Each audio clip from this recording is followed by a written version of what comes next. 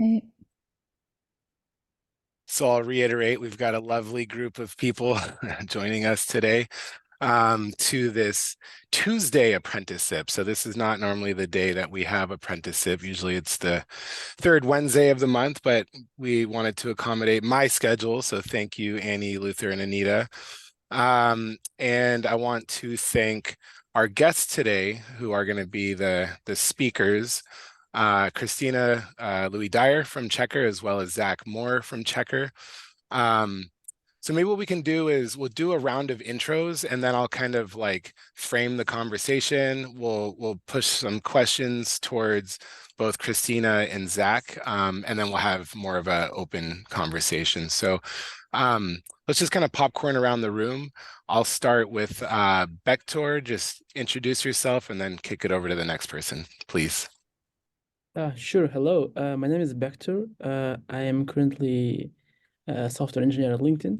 I was also an apprentice, but recently I have started my own apprenticeship program where I help people from my home country and other Central Asian countries to get into tech. So yeah, I'm here for the first time and got invited by Orion. I'm really happy to meet you all, and let's see, maybe we can collaborate somehow in the future. I'll popcorn to Annie. Thank you, Beckfer. That's so amazing to hear from you and what you're doing. My name's Annie Tattinen, founding member here of the this wonderful group. I'm currently working in the elementary school zone, so I've become a teacher. I'm really excited about that. But I also stay really close to this space. So I do some independent consulting, and I'm just a huge proponent of apprenticeships. I think we just need to keep driving, and this group has just been so special at doing that. I'll popcorn it to, let's see, Luther, while you're next to me. Mm-hmm. Hi, everyone. Luther Jackson, workforce consultant. I'm a co-lead at Apprenticeship. Great to see everyone here. And I'll go to Zach.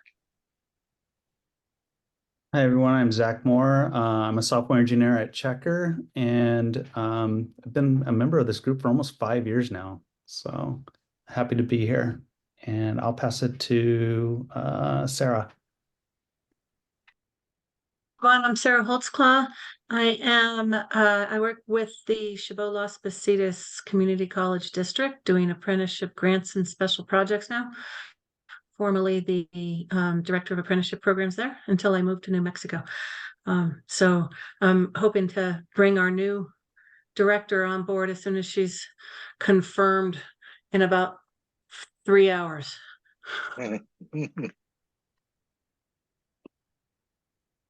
Oh, and Rashida?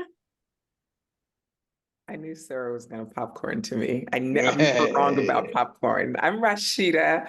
I'm the Chief Development Officer over at Turning Basin Labs in Oakland. I'm an East Palo Alto native like Annie. I come from heavy academic education. I grew up on Stanford's campus. My background is from HR tech, but during the pandy, I did a stint working on diversity, equity, inclusion for rocket ship education. So deep roots in education, academics, training, and development. And I met Orion just a couple of months ago through my founder, and we are in the process as a co-op staffing agency pivoting over into apprenticeships, adding that as a much needed, necessary addition to our service offering over in Oakland. So very happy to be here, and we'll popcorn over to, oh man, Peter, you already went, didn't you? Pardon me? Did you already go? I think you already went. I don't think so. You didn't? Okay, I'm gonna popcorn to Peter then. Okay, Peter Simon, I'm with High Road Alliance. We're a two-person consulting firm, me and Jenny Malika. We do a lot of work around equitable careers pathways, do a lot of work now with linking adult ed and apprenticeship, pre-apprenticeship programs. I myself am a recovering community college administrator, so I come from that world. And I'll go to, who would this be? Temple. I'm Temple. I'm in San Francisco. just a long-time member, no title whatsoever. Looking for a job still, so if anyone knows Good. something in the city, let me know. Okay. How about Mark? Okay, Mr. Manufacturing Guy. Hi, I'm Mark Martin. I am with the Bay Area Community Colleges, and my role is Regional Director for Manufacturing, which is just as kind of a resource for the colleges and companies to help them get connected around workforce. I will go to Rick. Hi, I'm Rick Rafey. I'm basically a consultant. I'm come from being a technologist for decades, and right now I'm consulting with creating coding careers. Mike Roberts, who was here last week, and I've been getting to know this space and this team, and have really been excited about being involved in it.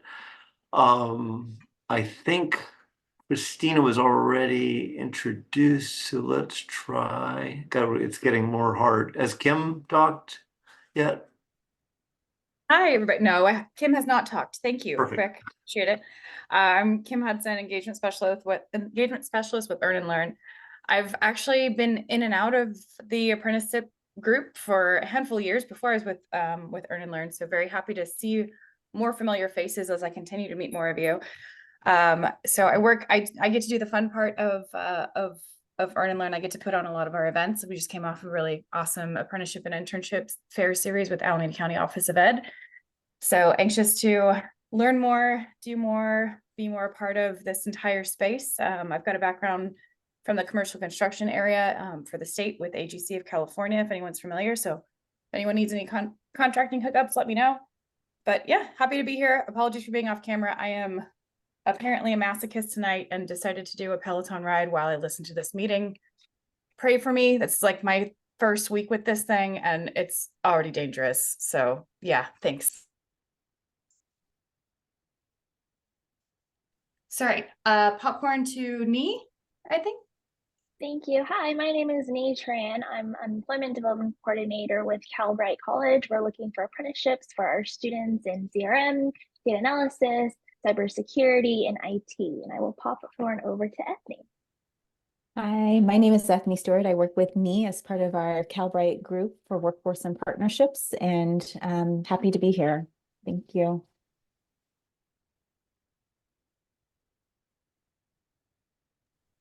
I'm sorry, did anyone else? Yeah, Christina and Lawrence. Okay, Christina then. All right. Hi, everyone. Excited to be here. It's my first time. I'm Christina Louis Dyer. I am part of Checker and I lead our apprenticeship program. And fun fact, Rashida, I taught at Rocket Ship many years ago. So that's I started my career in elementary school. I taught first and second grade. So fun connection there. And Lawrence, I'll pass it to you. Thanks, Christina. Hello, everybody. Lawrence Thu, Strategic Engagement Manager over at Work to Future, the local workforce development board down in the South Bay. It's been a long time since I've been on one of these apprenticeship calls. So, Orion, thanks for letting me know about this one coming up. We have been supporting some brand new apprenticeships in the semiconductor industry, working with 4 different companies currently. And I think, do I bring up the tail end? I believe I do. Thank you, Annie. Well, thank you for closing us out in style, Lawrence. Good to see you. So today we're going to be covering fair chance apprenticeships, meaning apprenticeships that are designed to uplift people who have been involved with the criminal justice system. There are a lot of reasons why we wanted to revisit this topic. We did have an apprenticeship on this subject a few years ago with Dr. Annalise Goger and Rayshawn Ray and some other folks. And at that time, we were really talking about the whys, right? Like, A, it's the right thing to do, but B, the economics behind it. We've, through the whole prison industrial complex, we've really written out a large segment of our population from accessing gainful employment and stepping into the middle class, and as a result it really negatively impacts our GDP, not to mention how it impacts individuals, their families, communities, etc. Something like 1 in 4, 1 in 5 Americans has had contact or been arrested, had contact with the criminal justice system. So it's not like this is like, you know, this is a part of all of our lives. And again, like whether or not you're approaching apprenticeship from, you know, like a DEIA angle or just sheerly an economic angle, supporting people who are justice involved is a big part of, you know, how to create a more equitable economy, right? And so we wanted to invite a couple of people here who are, you know, leading this work. And so that's why we've got Christina Louis Dyer from Checker, as well as Zach Moore from Checker, but also a graduate of the Last Mile. We had someone else who's going to join us from the Last Mile, a boot camp that takes place in certain facilities. They couldn't make it at the last second, but luckily, Zach, you're going to have to take on that role today too. So I'll open it up to the two of you. I'd like to get you to kind of cover like maybe a little bit about the landscape of fair chance employment in the state. Maybe what are some of the trends and barriers, and then maybe why fair chance apprenticeship to mitigate some of those barriers. Zach, do you want to kick us off, or do you want me to? Go ahead. All right. Hi, everyone again. So I focus at Checker on our fair chance development work. And what that looks like is I have the opportunity to work with our customers and other companies to become fair chance employers. So I can speak to it from that lens of, you know, what I've learned in working specifically with some of our like clients and more broadly, just companies in general who are interested in fair chance. And then happy to talk about kind of our internal programs, which Zach played a huge role in kind of getting off the ground and then inspired the program that we eventually built in-house. But, you know, in terms of the landscape, we have been really excited to kind of see the conversations peak in terms of fair chance hiring and CEOs and other corporate leaders really becoming more interested. We had the opportunity to host the Young Presidents Organization a few weeks ago, about a week before Thanksgiving, because our CEO is a member, and we had about 40 CEOs come to Checker specifically to learn more about fair chance. And we're working with, you know, some follow-ups and whatnot, but what was really exciting was to see that folks are opting into these conversations and are curious to learn more. It doesn't mean that it's been solved or by any means that folks are just like turning key and, you know, ready to go, but there is that interest and that openness. You know, as Orion had talked about, 1 in 4 Americans or 1 in 3 American adults. So we're talking about like a third of the workforce that has an arrest or conviction record. And by not including folks in the workforce, right, we're really missing out on a huge swath of amazing untapped talent. And so as we start to share these conversations, these stats and the stories that we have been privileged enough to have just based on our own experience as a fair chance employer for the past more than 8 years, we're starting to see a shift. And it's going to take time, like anything, right? The change management of that can be really difficult, but we're seeing a lot of bright spots and are excited about kind of those conversations and the openness, because folks are willing to kind of start thinking about, okay, what is it that we can do with our organization, and seeing that responsibility, again, with a lot of the past blanket exclusions and whatnot. So seeing a positive light in that direction. And specifically for Checker, you know, we again have had the privilege of doing this for more than 8 years. And Zach, I would love for you to speak more to that. But what we've started to think about is not just how do we make sure our jobs are open and inclusive, but how do we also intentionally build pathways to employment for individuals who have records. And so that's looked like many different routes, including apprenticeship. So apprenticeship is just one of the many pathways that we've built in terms of thinking about fair chance hiring. Yeah, and you know, like I can speak to start a little bit about the last mile part, and it naturally leads into Checker through my own journey. You know, the last mile is a boot camp, as you said, that is inside the prison system in California and several other states now. It started as an entrepreneurial program where they were basically just pitching ideas in a Shark Tank type environment. And then eventually got to the point where the founders of the program believed there's like, well, y'all have some amazing ideas, so much great talent and insight. Like, why don't you just code your own app, learn to code?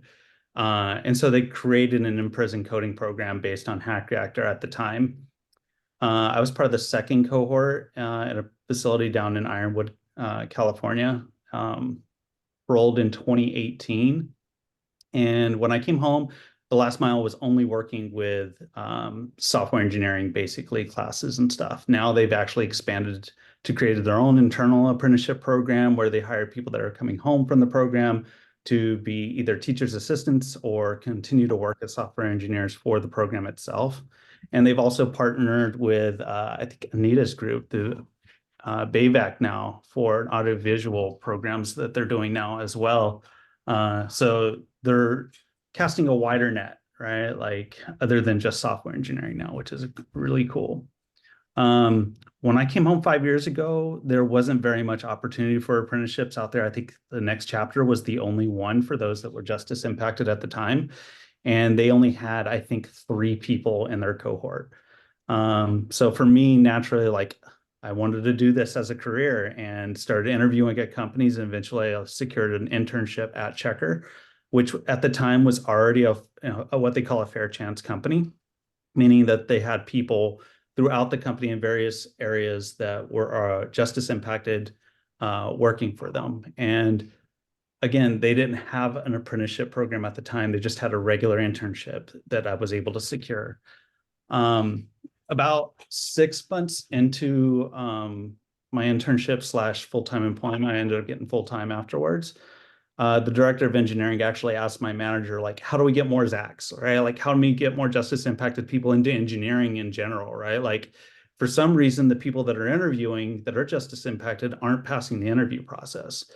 And so that they asked me, and I gave them the answer that like I saw, right? Like, one, I come from a middle class white background. My dad was a businessman. And so like I knew how to interview, right? Like I knew how to present during an interview and act and behave and ask certain questions. And like, like I was kind of like groomed for that culturally, right? And a lot of the individuals that are, impacted by the justice system, they don't come from those backgrounds. They don't look like me or some of the people that like people see themselves as in those positions. And so it's like, look, if you do exactly what my manager did for my internship, was model it after an apprenticeship program, have me learn what I need to on the job, like engage those conversations with me, challenge me to actually like learn these things on the job. I was like, you'll find that any of these people that you're failing to hire or interview and pass, they're gonna like excel.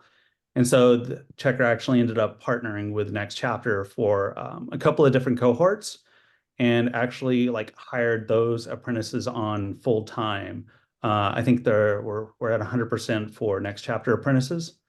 So that's a separate apprenticeship than what like Christina's like talking about with that they manage with the .org, but essentially is like there's a lot of different concepts that have to go into an apprenticeship with a justice impacted person, but it's also like people need just the chance to get their foot in the door in a way that's non-traditional in general.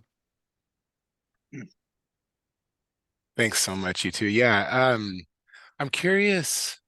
Well, yeah, Zach, thank you for like really sharing your story and just being really honest about, your experience. And even though there was so many barriers and challenges, right, for you to land a software engineering job in Silicon Valley, that even some there are other folks who have it even harder, right? It's going to be even more difficult. So in terms of like why registered apprenticeship and the credentials that come along with a registered apprenticeship, I'm wondering if either of you could speak about going that route, right? Because a lot of tech companies do their own version of like apprenticeship light.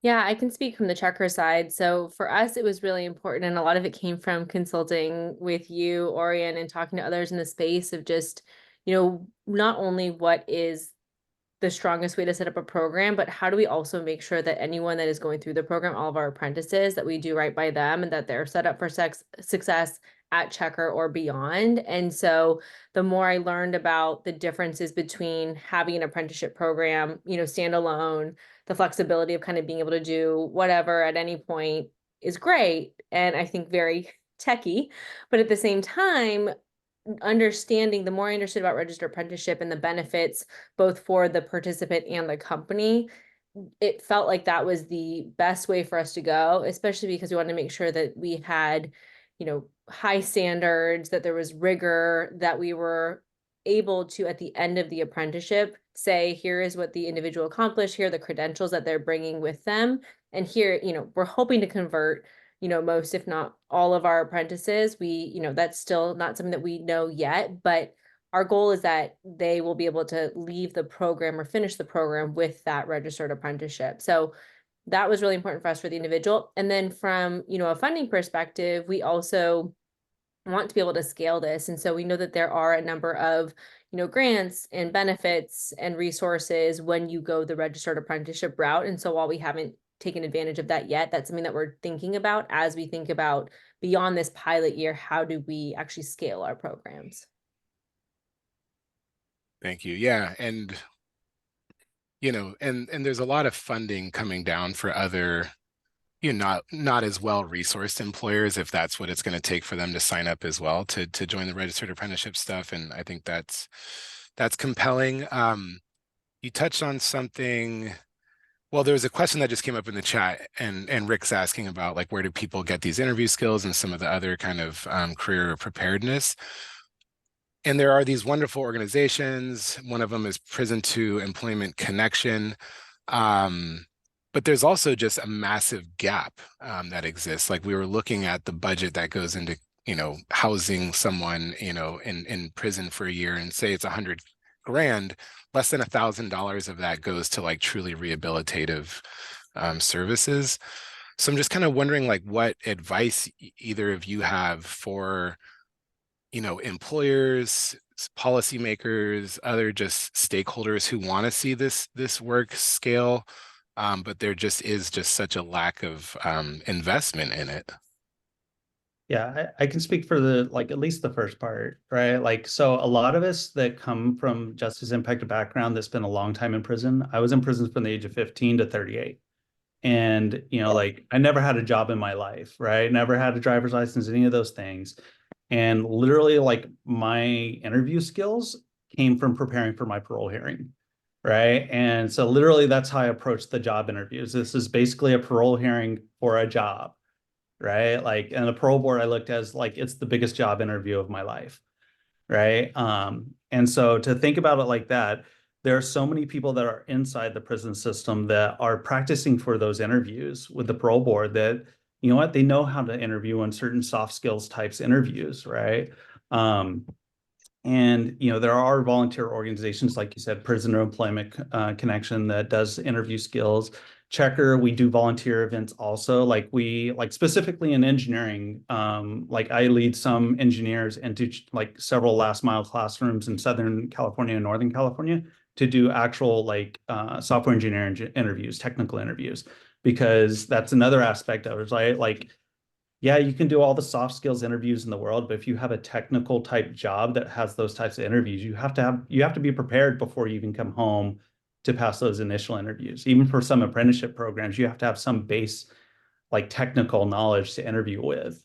And so it's like looking for ways to partner with organizations like that. And, like, if you're looking as an employer to help strengthen those interviews for potential, like, interviewees, like, look for organizations that can help with those volunteer opportunities. I think that's the best way, because the more people that are getting exposed and proximate to people while they're incarcerated and give them those skills before they come home, the better, you know, success, they're going to be set up for success when they actually come home, and you're not having to, like, ramp people up as fast on the job as well, because they're already getting the language, the lingo, the verbiage, everything they're going to need on the job. You're getting it to them before they even come home.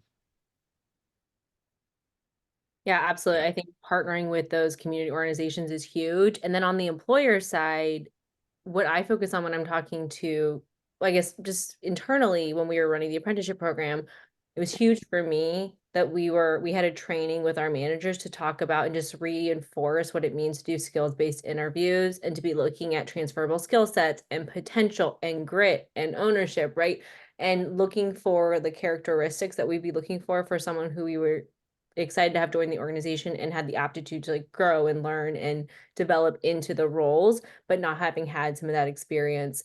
When I'm talking to employers, it's the same thing is, you know, it is on the employer to not just for justice impacted individuals, but for more equitable hiring practices to be thinking about creating those experiences where it is really focused on like an individual's skills and what they'll bring to the job and the opportunity to grow and learn, and not focusing on degrees or years of experience. And so that's something we really emphasize with employers is in order to make sure you're getting the best person for the job. And we're definitely talking about like lowering the barriers, not the bar. When we talk about all of this, it's really about how do we make sure we're rooting on the right things? And if you're having a difficulty navigating that, a lot of times it's like, look at your job descriptions, look at your processes.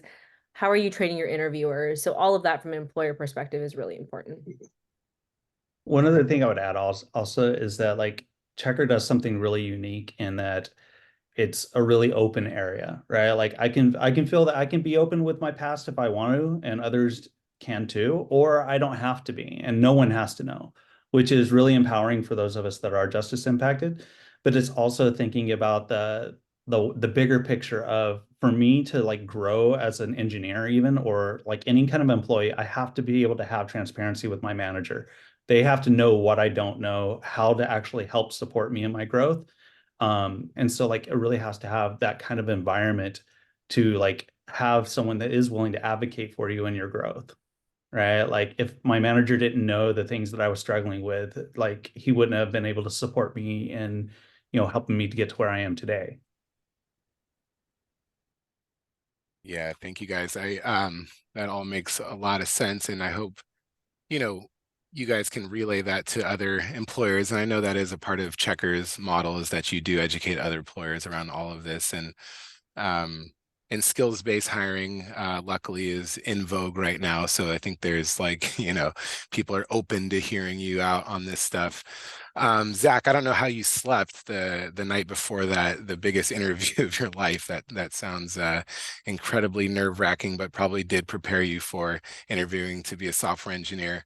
I'm looking in the chat. I see, and I want to open it up in a second to everybody else, but I see Sarah has a point in there around, just general, there's just some restrictions around excluding people from accessing licensure because of their records, and she's trying to like get rid of that. But if either of you could speak to, how you might advocate for the removal of those barriers to other employers or policymakers.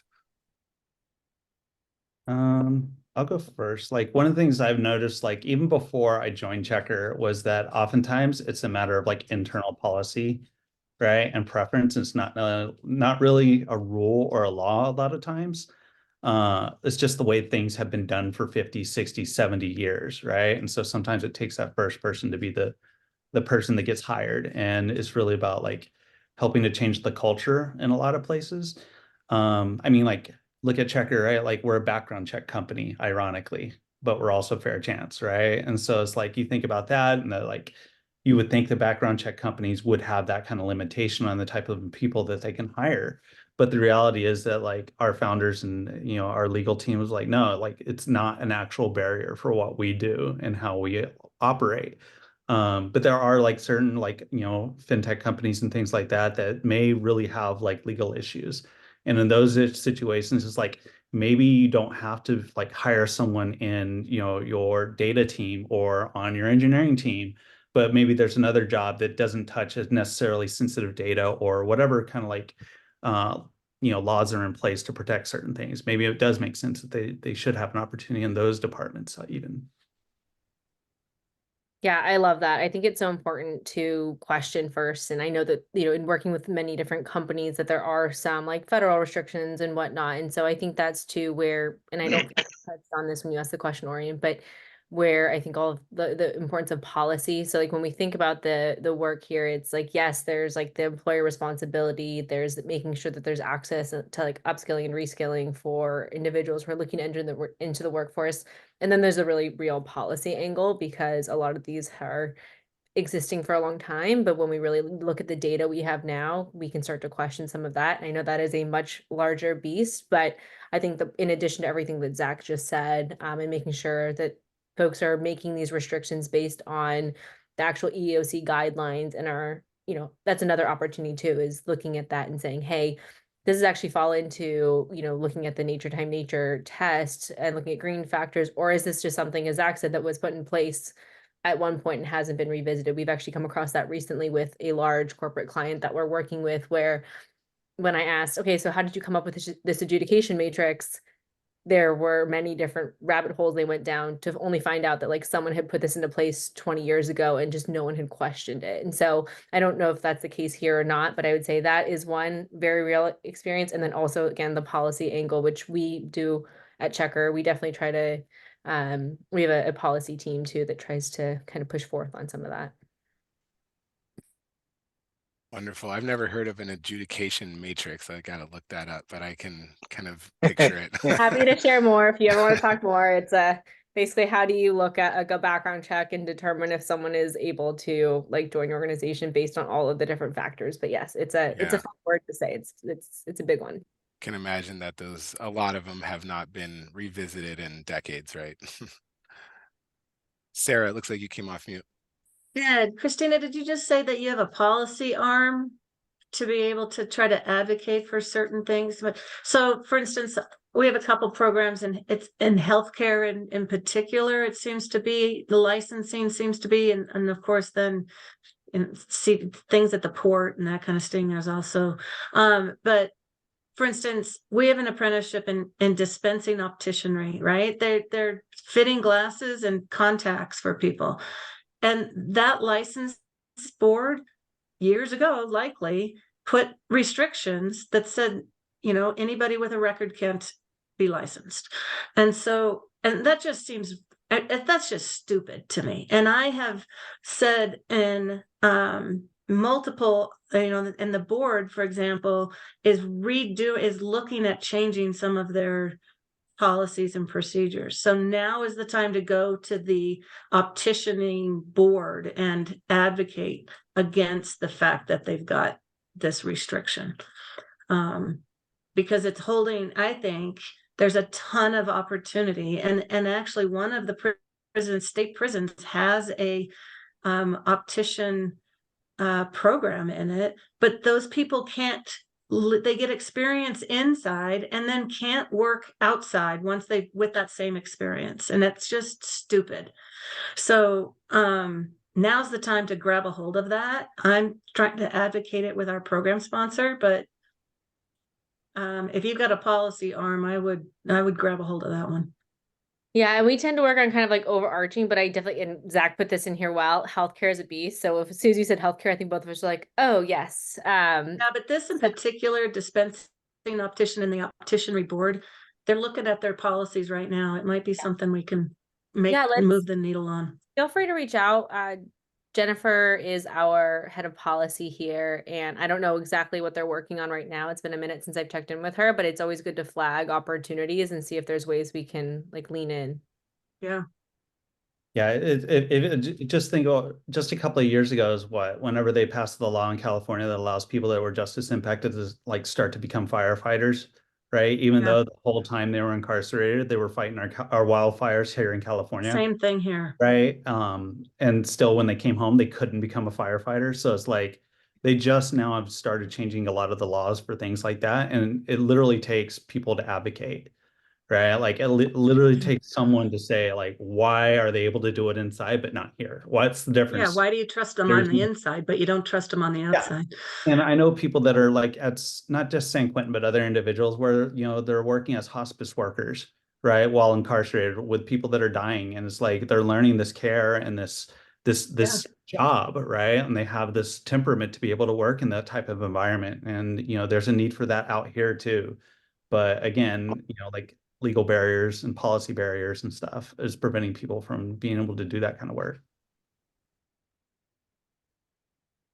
Yeah, it's interesting. It seems like some of the like apprehension around, you know, fair chance apprenticeships is kind of parallel with some of the reservations around youth apprenticeship. It's like youth can do this, but not that, you know, and it's like these people can do this and not that. And I just But I feel like we're making headway as a state with youth apprenticeship. There's increased investments. More and more employers are like considering it. Maybe pre-apprenticeship they'll dabble with. I'm wondering if you all are seeing any like positive momentum around fair chance employment and specifically apprenticeships. Yeah, I've definitely seen, and again, this has been in kind of like I've been working most closely with corporate like clients on this in the past year, but we are, I would say at every event we go to, we at least have like 4 or 5 people who raise their hand saying, hey, I want to learn more. You know, we're actively working with about 6 companies right now to help them become fair chance employers. So that's positive. I know that there's a much larger landscape out there, but I'm seeing, you know, these like small steps and this openness to fair chance hiring in general. And I actually think apprenticeship fits really well, especially in these conversations, because folks are, I hate to use the word risk because I like at no point do I think that fair chance hiring is risky, but when you look at a company and they think about, you know, their first hire, sometimes companies feel more comfortable starting with an intern or an apprentice, and then growing from there. And so we've actually had a lot of interest as we've talked more about our apprenticeship program from folks who are like, hey, you know, I've been thinking about fair chance hiring. I actually think apprenticeship is a really interesting place for us to start. And so those are some of the other conversations that we're having is like, one, we're working with companies to become fair chance employers holistically, and folks who are thinking about starting fair chance hiring through apprenticeship programs. So I actually think they go hand in hand really well. There's still a lot of barriers. I'm definitely not going to like sugarcoat that, but I do think in terms of like bright spots, those are the conversations we're having, and we're seeing opportunity, especially through apprenticeship.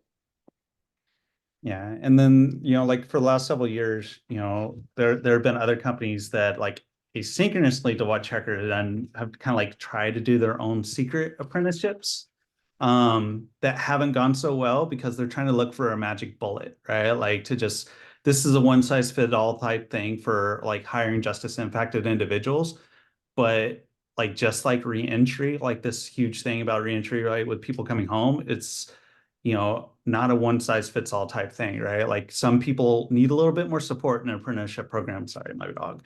And then other people, you know, like they need a lot less of help and support with it. And so it's like a lot of these companies want that one size fits all apprenticeship program, and it just kind of like doesn't make sense in certain situations, right? Like it's kind of like a more complex situation in that aspect too. I love that. And if I can just like build for us, you know, we started working with Next Chapter first, like thanks to like Zach and others. And like that was a really great way for Checker to start with apprenticeship. And then that helped us inspire the program that I had the opportunity to work on, which is actually in a tangent too. So we didn't want to recreate something that's already working, which is Next Chapter. So the apprenticeship program we built was actually outside of engineering. Specifically because we saw the opportunity to create additional career pathways. But at no point were we going to just, as an employer, try to do this on our own. Like we immediately started working with, you know, Orion, we're working with Anita. We are working with community-based organizations and experts to make sure that we're doing this in the right way, because we don't know what we don't know. And so I love this. I'm just looking at the chat now. Don't go alone.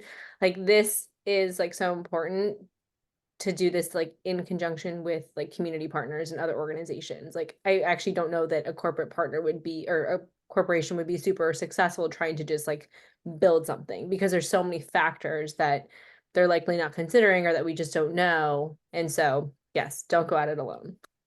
Yeah, no. So I think the pre-apprenticeships for folks like the last mile is going through the process of becoming a registered pre-apprenticeship. And I think that alleviates some of the like risk that HR has. HR is they're like risk averse, and they like get really, you know, scared of hiring anyone who doesn't come from like, you know, the pedigree background. But I think the pre-apprenticeship will validate what that the skills that person's bringing. The apprenticeship is like the next step in a easier way of bringing on anyone, regardless of what their background is, right? And then a third way is a lot of companies don't employ entry-level workers. They contract it out.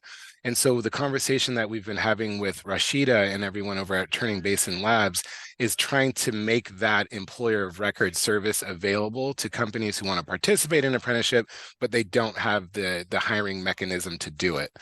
And I'm just wondering if you guys as a group think that would be successful. I'm not a fan of the contractor status for anyone really, right? Like when I came home, my roommate worked for Tesla as a private contractor through a temp agency and crushed it for 6 months. Like within their internal type thing, he was basically the lead person on his group. And then at 6 months, they have this policy where it's like any temp employees are up for hiring full time. And as soon as they did a background check and found out that he was justice impacted, they fired him. And like knowingly, like a lot of these companies hire people that are justice impact, knowing that they're temps and their justice impact is just to exploit them.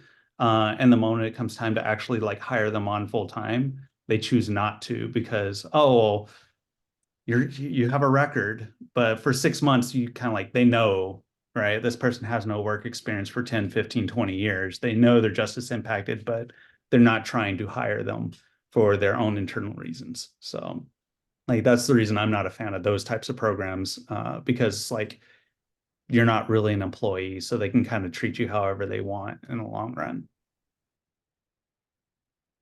Yeah, it's interesting because we're the one of the larger companies that we're working with, they're in the like food manufacturing space, and in a similar way, they in their facilities and their manufacturing facilities work with a lot of contracted employees, and when they've gone to, or not employees, contractors, and when they've gone to convert folks, they have actually then had to go through a large process because the folks that had records, they weren't bringing on full time. The positive here is that because this has happened a few times, they have some data to actually show now that they have been letting go people who would have been amazing employees and had shown that they were great employees.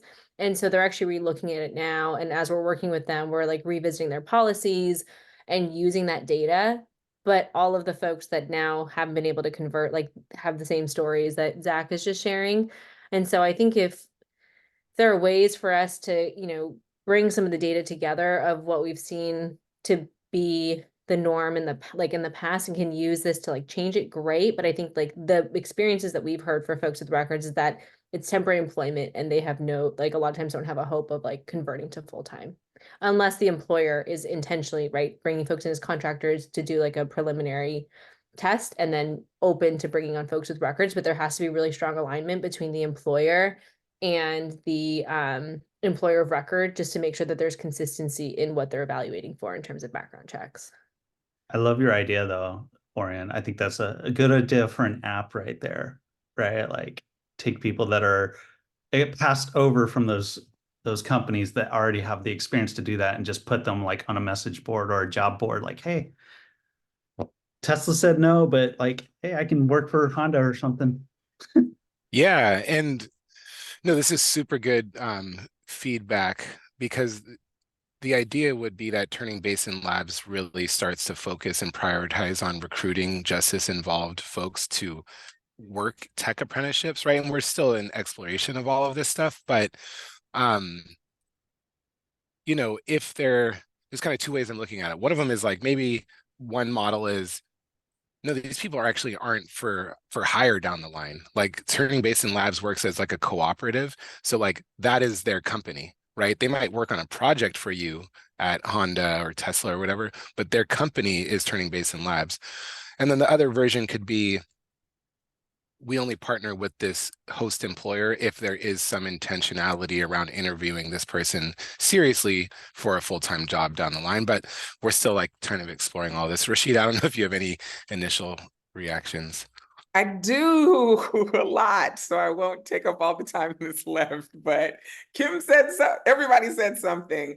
We lose a lot of business at Turning Basin Labs because we are impact first and staffing co-op second, right? We are co-op staffing for business practices, but we can't take on a lot of business that's not equitable. Like, it's just the hard truth about it, because we are employee centric and upskill centric. So part of my acquisition, it was to revisit and really firm the foundation that we are reintroducing the Bay Area to for the organization, but with the intention to engage. I live in Oakland.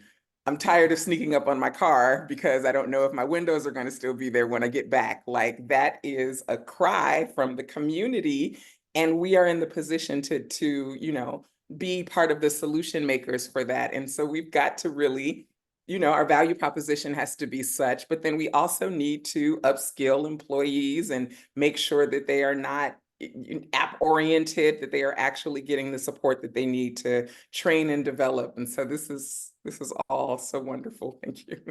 But Kim, if you could talk about, we talked to CCSF, who approached us about 6 months ago behind the LAEP program and EOR. I'm just curious if you could shed some light on your insight with that. Yeah, if y'all don't mind, I don't want to take the floor too long.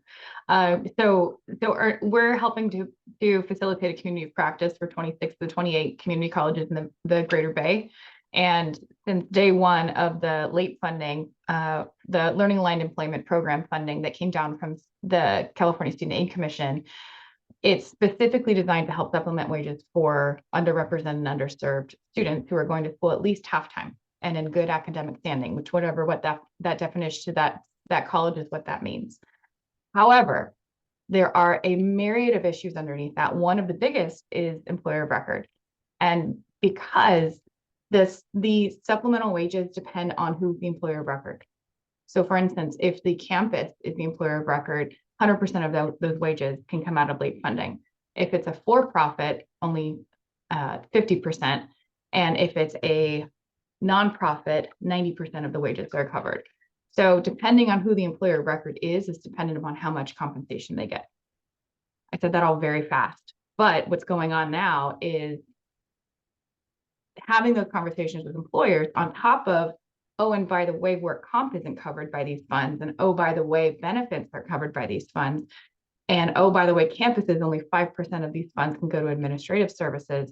It's become a huge issue. So what we're looking at right now with Earn and Learn is taking kind of an environmental scan of a handful of employer of record services that hopefully don't break the bank for our community colleges, but still serve our youth and our learners, I should say, 'cause community colleges could be any age, and making sure that those employer of record options are solid and you know, can get the job done again without utilizing too much of that funding. But it's definitely something that's been a top of mind for us for a long while now. Thank you, Kim. I've looked into the LAPE funding before and was really confused. I think you did a good job of breaking it down and summarizing. And, you know, hypothetically, we could use that funding for apprenticeship wages, right? I don't think there's is that right? I'm sorry, I started reading something in the chat. Sorry, you could use the LAPE funding for apprenticeship wages, right? That's not like a conflict. You know, I haven't read the fine print that detailed. If it says apprenticeship, please somebody correct me if I'm wrong. I know for sure it's internship supplemental. I'm going to check actually right now with that on CSAC to see if apprenticeship is covered, but I know for sure it's just internship is noted. I'm going to check. Thank you. Hey, Annie. Yeah. Hey, Orion. I mean, this is just bringing up, you know, the issue of employer of record at the center of this, you know, sort of the American apprenticeship model. It really needs to be the company, the organization. You know, you and I've sort of gone down this road before where, you know, to reduce the risk, if you will, or to take on that workers' comp or all those extra, you know, the benefits and the withholdings, these, you know, companies have gone to the employer of record, but it doesn't seem to work. I know, you know, Robert Half gave it a real great try in that space. Orion, would you say that's kind of where there's analogous kind of or connective tissue to that model? I think it's worth exploring maybe for a future talk, is this employer of record issue. I think we could all use a little more information on that, especially Totally. If it's tying up. Yeah, I mean, it's just been such a big barrier because, you know, 90% of the tech companies we talk to say we don't hire entry-level folks. So those apprenticeable occupations that we're trying to pitch to them, they say, you got to talk to our employer of record, who is Robert Half, Tech Systems, you know, Yo, et cetera. But I think Rashida and team are connecting with Robert Half and Jorge soon to kind of learn from them, and we'll see where that goes. And maybe we can revisit this, in 2024 and see where you're at, Rashida. Hey, Luther. Hi, great presentation. Thanks, everyone. Zach, I have a question for you. Just want to know if you could just tell us from your background, when and why did you become interested in software engineering? And who along the way sort of encouraged you and let you know that this was possible? Yeah, so for me, I'd always loved video games as a kid. And, you know, spending time in prison, you don't get very much time on a computer or a video game console. And, you know, like I've always been, you know, good in school, curious about learning things. And when they actually had the program at Ironwood, you know, like I never thought I was coming home. It was just kind of like one of those things where it's like, oh, here's something cool I can learn that I never thought I'd get to learn. And at that time, you know, I was a former life prisoner. There was less than a 2% chance of me ever coming home. And so like, it really wasn't like, this is going to be my future. I was working as a alcohol and drug addiction counselor while I was inside at that time. And, you know, I always loved counseling as a career choice. But then some laws changed and I found out that I was going to be coming home, or at least getting a realistic opportunity to come home. It jumped up to, I think at the time that I went to parole hearing, 25% chance of coming home.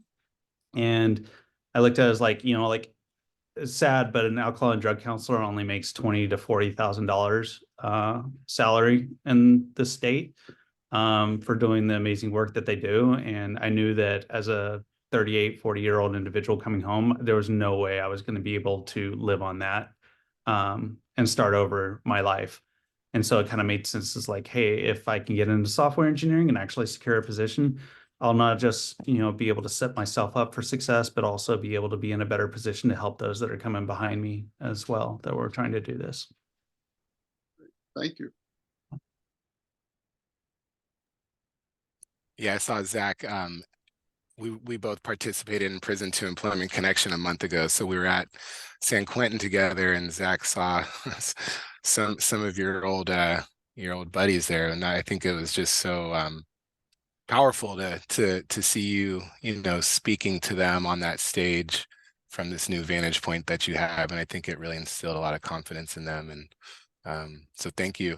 What I know we only have a few minutes left. Are there other questions from the group?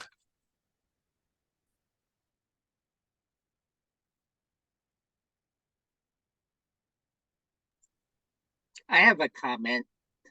You know, I always bring this up in our meetings, is that the world revolves around money, okay? And the issue is always money, okay? It's not on your record or this or that. It's around money, okay?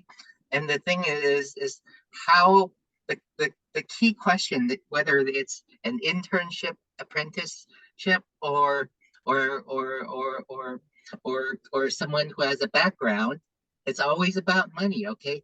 If you can make the money, or you can make it so that it's worth the employer's reason for hiring you and to eliminate the risk, okay, then that is a very good argument for hiring you, okay? And, you know, and that's the point that I'm trying to drill on this group is, you know, you have to make it worth their while, okay? No, that is loud and clear. Thank you, Temple. And I put in the chat a link to a book that covers the economics of fair chance employment. And it's written by an economist. And I think Ken Oliver actually brought this book up a couple of years ago when we did our first version of this meeting. I since read it. And yeah, it's not really at all about leading with your heart. This book is about like the American, you know, community deserves to invest more in truly rehabilitating and helping people reintegrate into society. And it's, you know, the Jeffrey Korzenik, who wrote the book, he's not like a softie who's out there like trying to pull on your heartstrings. Like he's like a business owner. But you're spot on, Temple.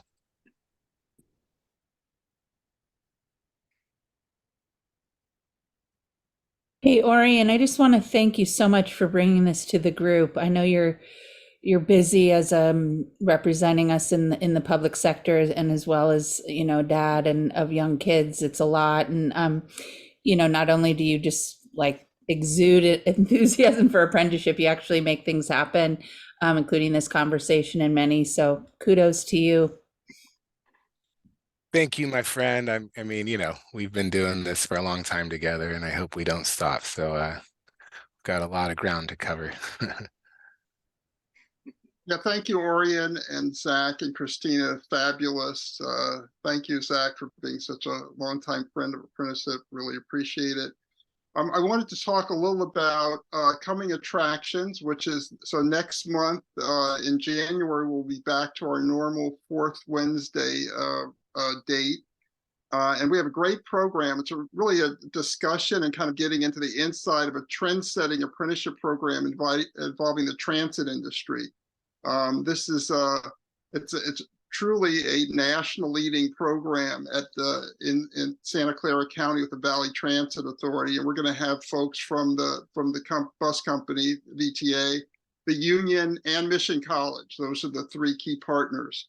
And it started in San Jose, and it's moved statewide, and now it's a national model. So it's very exciting, and it'd be really good to have all of you there, and please invite your friends. Also, I know there's a couple of folks who said that they weren't able to attend this this session. So we look forward to getting I have a list of who I'm sending the video to, because this was absolutely fabulous. So thank you, everyone. We really look forward to seeing you at 4:30 on Wednesday, January 27th. Happy holidays and have a great New Year. Happy New Year's, everyone. Thanks, everyone. Appreciate Happy holidays, you guys. Thank you so much. Thank you. Bye.